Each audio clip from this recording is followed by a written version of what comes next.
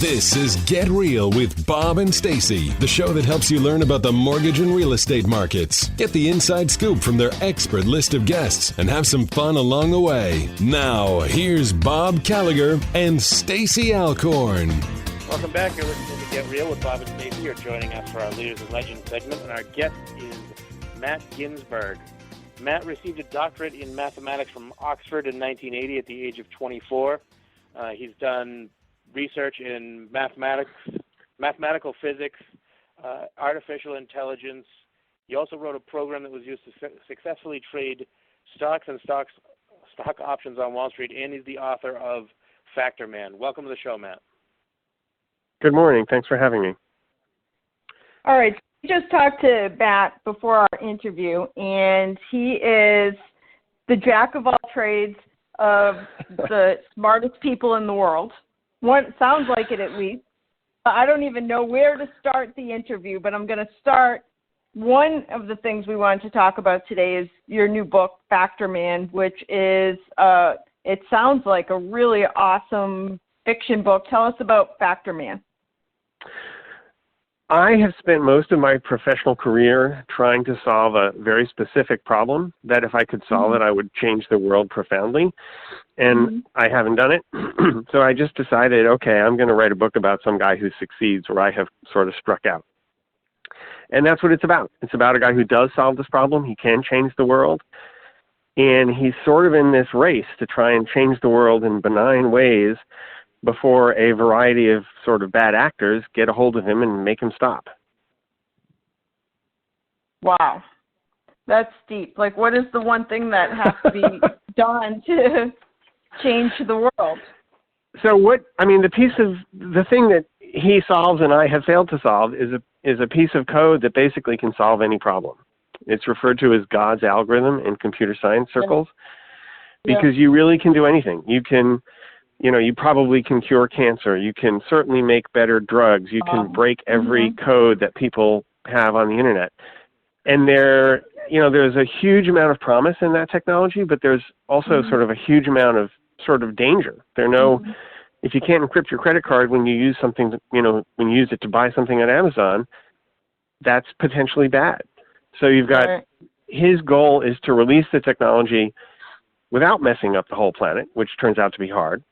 And there are a bunch of people who don't want the technology out there at all. So it's a matter of him sort of staying ahead of them until he has a chance to give it away.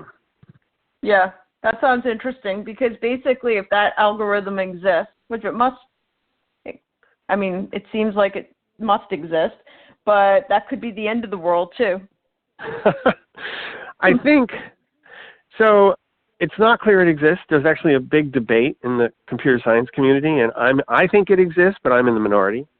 But scientists do this, right? We figure out that you can build, we figure out you can split the atom, and that can easily be the end of the world. And we just sort of release it into society and figure that society will by and large do smart things with amazing new technology. And it's, I hope that optimism is justified as a scientist who releases stuff, but it's an odd way to do things. People make these earth-shattering discoveries and then they're just out there waiting for somebody, hopefully, to use them more for good than otherwise. Wow. All right. Sounds like an amazing Sorry book. to go all Factor philosophical Man. on you. Yeah, no. It's Factor Man by Matt Ginsberg. Hopefully everybody's going to go and buy a copy. I know I'm going to check it out. The next question, that'd be great. I know that in your bio I read that you write crossword puzzles, I think, for the New York Times. I do. I can't solve crossword puzzles. Okay, you write them. So that's a job. They don't have computers that do that? Computers help, but a lot of crosswords have some interesting twist that ideally you've never seen before. So I had a puzzle, for example, where the clue might be industrial German city, and the T's were removed from the clue, and the answer was sugar. And the reason the answer is sugar is because the answer is really Stuttgart, but if you take all the T's out of Stuttgart, you get sugar. And the whole puzzle was like this, and a computer can't think of that. So you have all Wow. these interesting twists in crossword puzzles, and it still, thankfully, means you need people to sort of make them up. Right. Now, having said that, I'm a terrible solver, and when one of my puzzles come out in the New York Times, it takes about a year from the time you submit it till the time it appears. I can't do it. So Wow. even though it's my puzzle, it's too hard for me because I'm just awful. So And what is crosswordtournament.com? Crossword Tournament, so because I'm so terrible, I wrote a computer program that solves crosswords. It's good, and it competes in the annual crossword tournament, which is the weekend around May 25th, and it's held in Stanford, and you have about 600 of the best crossword solvers in the world piled into a room trying to solve 7 crosswords faster and more correctly than each other. And, you know, one of the people in the room is me running my computer program. Last year I was 11th. And Wow. hopefully this year I'll do a little better, but we'll see. Interesting. And then the third thing that we wanted to ask you about is your business, which is Connected Signals. Tell us what that's all about. So Connected Signals gets traffic light data, and it gets it to cars. So we can do things like we have an app, and if you happen to live in a covered city and you're running the app and you stop at a red light, the app will tell you how long you're going to be stuck there. And you know if you have time to safely tune the radio or settle the fight your kids are having in the back seat or whatever. We tell you when you're approaching a green light if you're going to make it. Everybody, well, I can't speak for everybody, but when I am 100 yards away from a green light, I want to speed up because I don't want it to turn red before I get there. That's dangerous, so we can tell people they don't have to. And the goal is to make people safer, to make them more fuel efficient. We can save about 10% in city driving, and to sort of make driving just generally more pleasant, which I think we also do. And running that company is a blast. We're this little tiny company, but we can save the world about 200 million tons of carbon a year. Wow. So is that how, like, I think about how there are companies out there that have developed cars that basically drive themselves, so it has to be connected to something like that it knows the signals? That is a great question. We think the answer is yes. Some people think the answer is no because those cars are just going to look at the traffic lights and figure them out. But it turns out that the software people have for looking at traffic lights is not very good yet. If the traffic light, if there's glare or fog or all sorts of stuff, then the cars can get confused. And having these autonomous cars being confused about what color a traffic light is terrible because they'll just drive through a red light thinking it's green. Right. So we expect that, we're going to be talking to them as well and telling them, oh, no, the light's red, you better stop. So that's part of what we expect this information to be used for. Wow.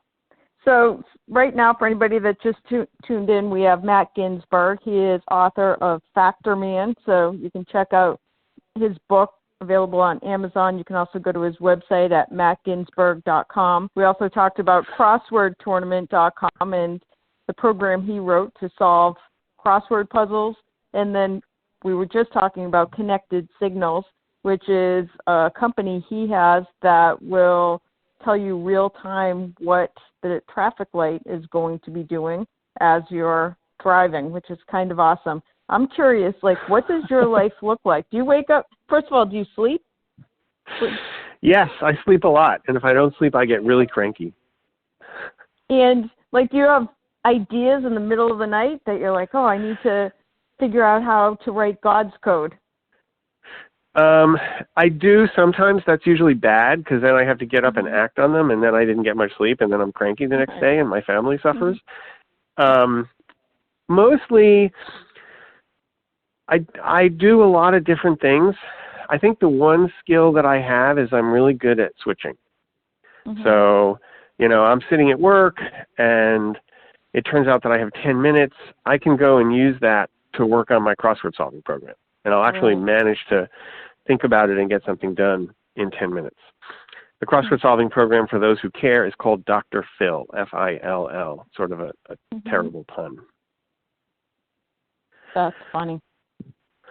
And then as far as... You also mentioned that you were a stunt pilot, right, before we got started today? I'd love to hear what that's all That is about my failed desire to be an astronaut. When I got my PhD from Oxford, I didn't know what I was going to do next, whether I was going to be an academic, whether I could find a job. And one of the things I decided I wanted to be was an astronaut. And I applied and figured they would like me more if I were a stunt pilot, so I learned to be a stunt pilot. And then they decided totally correctly that I would be the worst astronaut ever, and I didn't get to be one. But I'm not, if you tell the astronaut, turn the thing, turn the screw 1.5 turns clockwise, you really don't want the astronaut to say, why? I think we should only turn it 1 turn clockwise. Can you tell? Because you don't want him to do that, and I can't help myself.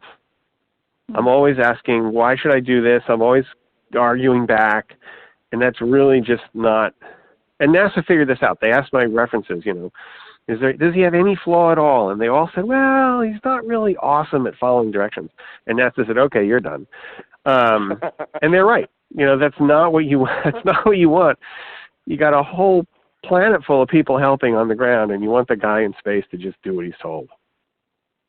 Gotcha. Do you still fly? I do.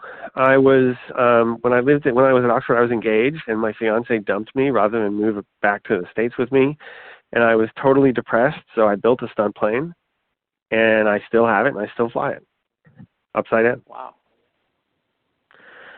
And I'm now married, so I have a better wife and a stunt plane. Everything worked out in the end. It does. We have a couple minutes left. I'm curious about, is this the first book you wrote? In that sense, yes. It's the first fiction book I've written. I have a few nonfiction books, and what I learned writing them helped. So I wrote an artificial intelligence textbook, and it was relatively short. It was very conversational. It had a lot of jokes in it, which you don't normally find in computer science text. And it taught me how to write. So, everything I learned there, I think, hopefully Factor Man is also funny and engaging and all of that stuff. I think it's important, right? If you're reading something, you want to be having a good time while you're reading it. Right. Would you write another fiction book now that this one's done? So you asked me how insane my life was, and my wife didn't really want me to write this fiction book. So I do have another fiction book I want to write, but I have to sell one of my companies that I run first, and then I'm allowed. But right now I'm not supposed to add anything that big to my already crazy life. And then how long did it take you from the moment you said, all right, I don't know that I'm going to be the one to figure out God's code, so I will settle for writing a book about somebody that figures it out? How long did it take you from that moment to getting it done? So to having a first draft, to having something I was willing to show people and have them read and say, this is good or this is bad, probably 6 months. And then from then to now is a very long process, because you have endless edits, and then you have printing and publishing, and just the whole process is very long. But writing it, I mean, as I was thinking about, it was tremendous fun to think about this guy who solved this problem I haven't been able to solve, and I could, mentally I could be him for a little while. So I just had a blast, and I was just typing and trying to keep up with what I imagined happening to him. So it was pretty fast.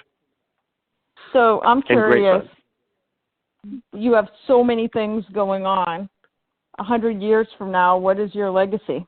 What do you leave behind? What are you going to be known for? Oh, I'm going to be known for solving this problem and finding God's algorithm. No doubt about it. Okay. So you're still working on it, even though you've finished the book and... Yeah, and the scary thing is the book is a great plan. And if I actually solve it, I can't use that plan anymore because I've disclosed it in the book. So I'm going to need a new plan. God. But yes, I'm still working on it. I'm still hopeful. And if the world's going to remember me in a century, that's the only reason. I mean, yeah, Dr. Phil, I'm one of a zillion people. Dr. Phil will eventually win the tournament. And somebody else did chess, and somebody did checkers, and somebody just did poker, and I'll be one of the people who sort of was responsible for getting one of the games over the finish line. But that's just going to be a tiny footnote. But if I find Galt's algorithm, then people actually will remember. So I'm going to keep working on it. Maybe I'll do it, maybe I won't. Yes. Wow. Awesome stuff. So where's the easiest place for people to follow you? I am so terrible at social media. I will hopefully get better. Matt L. Ginsberg is my Twitter handle. MattGinsberg.com is where I will put, stuff about the book and about the crossword tournament and sort of generally try and keep that updated. And when the tournament starts, I'll be tweeting about, how the program is doing, and I'll undoubtedly start tweeting, when we get closer to the publication date, which is March 20th. So either of those two things. I don't have a Facebook. Somebody's eventually going to make me have a Facebook, and I'll be sad. But right now, I don't have one. All right. Awesome. Matt Ginsberg, thank you for joining us today. Thank you so much for your time. Thank you.